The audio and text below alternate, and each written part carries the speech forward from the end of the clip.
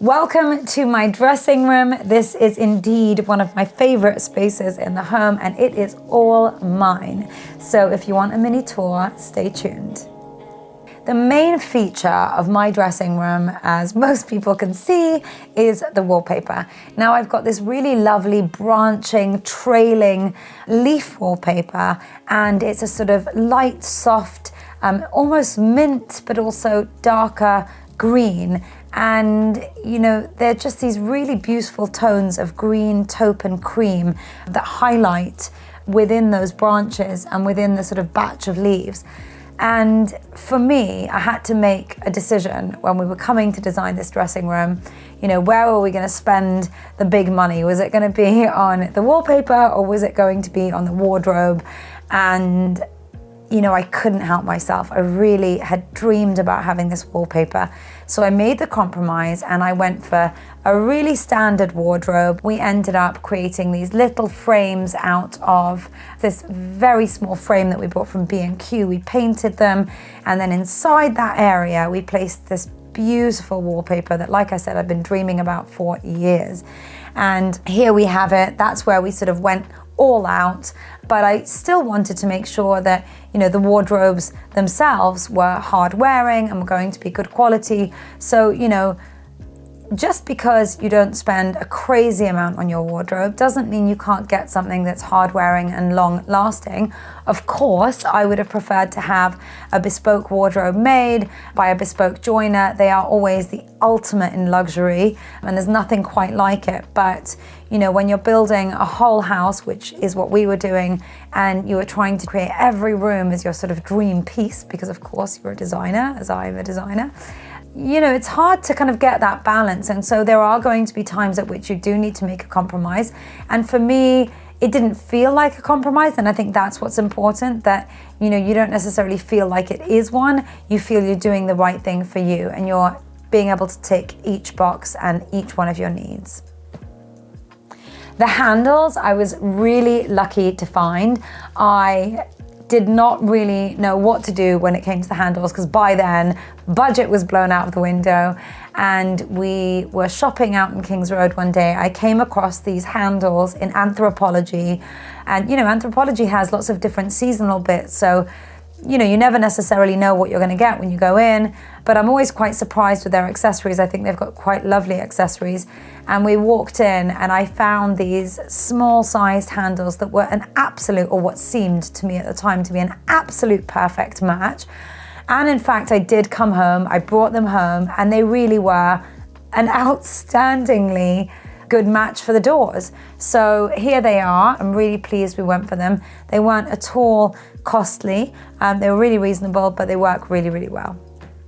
The third thing I really wanted in my dressing room was an island, but it's quite a narrow area. So having an island and being able to actually open up your doors was really quite a challenging ask for this smaller space. But I still wanted it to feel like a grand dressing room with its own island. Now, again, by this point, we didn't really have the funds to spend on a beautiful bespoke dressing table. So I actually went off and got a double cabinet of drawers from IKEA. I had this painted, so I had the outer parts of the drawers inside the frame painted a similar color to the rest of the room, but sort of darker than a white. We went off and got handles separately, so I changed the IKEA handles up. I again bought those from Anthropologie, which didn't really cost very much. And in fact, I think we went at the time to the bath store and found this really lovely cream stone effect top panel. I mean, I think it's probably a bath panel, and we cut that to size and stuck it on the top. And it was for a time being, my perfect island. And I've currently got it behind me because I wanted enough space later on in the development life of my dressing room to be able to have my own little chair, because what I realized in living in my dressing room, that I needed to really be able to sit down somewhere, and this became somewhere I really wanted to sort of sit and have a cup of coffee and read a book. but I didn't want to let go of that dressing island, and so it's right behind me. Probably not in the best location, but it is where I could manage to fit it in, and so it's still here. And actually I love it, so I've never felt the need to really change it. I think it works beautifully in my room, and it just shows you how, you know, mixing and matching is okay. I think what's really also very important about a sort of island space is that it gives you worktop space to be able to work from. And there's a lot of time in a dressing room you want to be able to put something down. And so that really helped me out, having that sort of worktop space. Okay, so into the development of our lives as a family and, you know, living in the home. Like I said, I realized I needed somewhere to sit in my dressing room. I didn't want to only be able to sit in the main master bedroom. I wanted to be able to sit in my dressing room and have my kind of own private time and my own little space. So what I did was bring in my rocking chair from when I'd had my babies. I'd never thrown it away. It was such a comfortable chair, as you can see now, and it's still very much a rocking chair. I had it reupholstered, probably needs a little bit more of a clean now, but I had it reupholstered just to work with the colors of the rest of the room. But I've kept it very much as it is. It's quite a smart looking chair, so I like that about it. But then I had to give up this idea of having a central island. So I've put the island behind me, and I needed, of course, somewhere to sort of pop my cup of coffee or, you know, sometimes my little makeup box. And I can do that under the side here on this little side table that I've got. Now, this is an absolute mini side table. It can't be more than 15 or 20 centimeters. Hi. Oh. And in the middle of YouTube videos, sometimes you have to let your children use your bathroom. But I will get back to, is he gonna actually pee on the camera? We'll be able to hear him pee. I'm telling everyone on camera about my little table, okay? So my little table here on the side must be no more than 15 centimeters. It is absolutely minute, but a beautiful taupish color. And it's got this little tray area here at the top. It's from Oka, high street brand. It wasn't actually that inexpensive. It must have cost me, I don't know, around £200, I think. But, you know, it is the perfect side table. It's the perfect side table. And I actually think this is used sometimes in little bathrooms where, you know, you just need somewhere to place things. But it, for me, is an absolute perfect little side table for this room. So this is all I really need in this space in terms of kind of functionality and making it work for me. But, you know, it was quite simple initially to get this whole sort of setup going.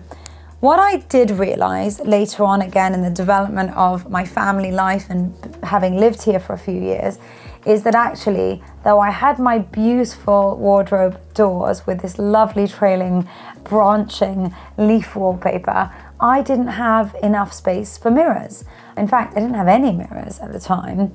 So what I really needed was a full-length mirror, but of course all of my walls, for space reasons, really had been taken up with these beautiful wardrobe doors.